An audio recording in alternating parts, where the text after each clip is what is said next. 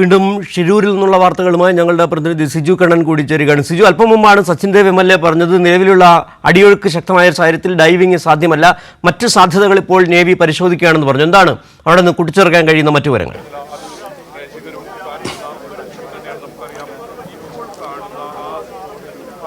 സിജു, വളരെ ഒരു പ്രധാനപ്പെട്ട കാര്യം, ഇതുമായി ബന്ധപ്പെട്ട് ഈ ട്രക്ക് ഈ അപകട സമയത്ത് കണ്ടു എന്ന് പറയുന്ന ഒരു പ്രദേശവാസിയുണ്ട്. ആ പ്രദേശവാസിയുമായുള്ള പരിശോധനയാണ് ഈ നടക്കുന്നത് എന്നതാണ് ഇപ്പോഴത്തെ വളരെ പ്രധാനപ്പെട്ട കാര്യം. നമുക്ക് ഈ ദൃശ്യങ്ങളിൽ കാണാം, ഈ ദൃശ്യങ്ങളിൽ കാണുന്ന ടീഷർട്ട് ധരിച്ചിരിക്കുന്ന വെള്ള ടീഷർട്ട് ധരിച്ചിരിക്കുന്ന യുവാവ് പ്രദേശവാസിയാണ്. ആ സമയത്ത് ഇവിടെ ഉണ്ടായിരുന്നു എന്നാണ് പറയുന്നത്. അദ്ദേഹം പറയുന്നത് ഈ മൺകൂനയ്ക്ക് താഴെ ഇപ്പോൾ ഈ പരിശോധന നടത്തിക്കൊണ്ടിരിക്കുന്നതിന്റെ ഭാഗത്തായി ആ തലകീഴായി ട്രക്ക് കണ്ടു എന്നാണ് പറയുന്നത്. കഴിഞ്ഞ ദിവസം രാത്രി നടത്തിയ പരിശോധനയിൽ ഒരു സിഗ്നൽ കൂടി ഈ പ്രദേശത്ത് നിന്ന് ലഭിച്ചിരുന്നു. ആ സിഗ്നലിന്റെ അടിസ്ഥാനത്തിൽ ഇപ്പോൾ ഈ പ്രദേശവാസി നൽകുന്ന വിവരത്തിന്റെ അടിസ്ഥാനത്തിൽ നടക്കുന്ന പരിശോധനയാണിത് എന്നാണ് ഇപ്പോൾ മനസ്സിലാക്കുന്നത്.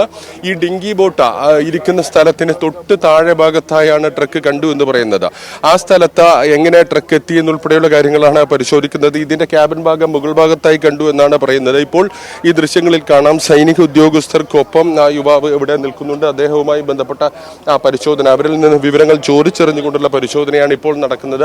ഈ ഡിങ്കി ബോട്ടിനകത്ത് കഴിഞ്ഞ ദിവസം പരിശോധനയ്ക്ക് മേൽനോട്ടം വഹിച്ച റിട്ടയർഡ് മേജർ ഇന്ദ്രാ ബാലന്റെ സഹോദരൻ കൂടിയായ മേജർ രാജേന്ദ്രൻ കൂടിയുണ്ട്. അദ്ദേഹത്തിന്റെ മേൽനോട്ടത്തിലാണ് ഈ ഡിങ്കി ബോട്ടിനകത്ത് പരിശോധന നടക്കുന്നത് എന്നാണ് മനസ്സിലാക്കുന്നത്. ഇതിൽ ഒരു ഡിങ്കി ബോട്ടിനകത്താണ് അദ്ദേഹം ഉള്ളത്. ആ മധ്യഭാഗത്തായി നിൽക്കുന്ന ഡിങ്കി ബോട്ടിനകത്ത് അദ്ദേഹവുമുണ്ട്.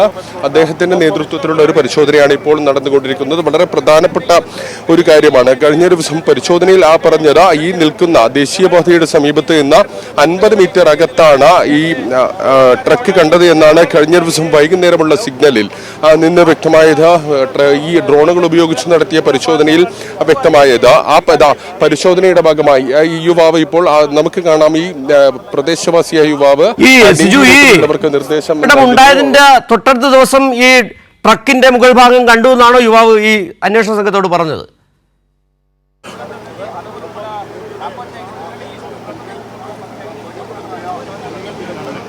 ഇപ്പോൾ രണ്ടാമത്തെ ബോട്ട് നിൽക്കുന്ന സ്ഥലത്തിനടുത്തായി ട്രക്ക് കണ്ടു എന്നാണ് പറയുന്നത്. നമുക്ക് നോക്കാം, ആ മൺകൂനയുടെ ഭാഗത്തായുള്ള രണ്ടാമത്തെ ബോട്ടിലേക്ക് കുറച്ചുകൂടി സൂം ചെയ്താൽ നമുക്ക് ആ കാര്യങ്ങൾ മനസ്സിലാകും. അതിനകത്താണ് റിട്ടയർഡ് മേജർ ഇന്ദ്രാ ബാലയുടെ സഹോദരൻ കൂടിയായ മേജർ രാജേന്ദ്രനുള്ളത്. അദ്ദേഹത്തിന്റെ നേതൃത്വത്തിലാണ് ആ ഭാഗത്ത് പരിശോധന നടത്തുന്നത്.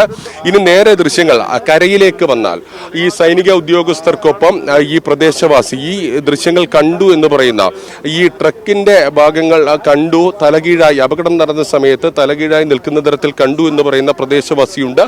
അവര് ഓരോ സ്പോട്ടുകളായി ചൂണ്ടിക്കാണിക്കുന്ന സ്പോട്ടിലേക്കാണ് ഇപ്പോൾ പരിശോധന നടത്തുന്നത്. ആ രണ്ടാമത്തെ ഡിങ്കി ബോട്ടുള്ള സ്ഥലത്തിനടുത്തായി കണ്ടു എന്നാണ്. ശരി, സിജു കണ്ണനാണ് ഷിരൂരിൽ നിന്നുള്ള വിവരങ്ങൾ നൽകിക്കൊണ്ടിരിക്കുന്നത്. രണ്ടാമത്തെ ഡിങ്കി ദൃശ്യങ്ങളിൽ കണ്ടതുപോലെ രണ്ടാമത്തെ ഡിങ്കി ബോട്ടിനടുത്തുള്ള മണൽക്കൂനയ്ക്കരികിൽ ട്രക്ക് കണ്ടു എന്നാണ് പ്രദേശവാസിയായ ഒരാൾ പറഞ്ഞത്. അദ്ദേഹം അത് ദൗത്യസംഘത്തോട് വിശദീകരിക്കുകയും ചെയ്തു.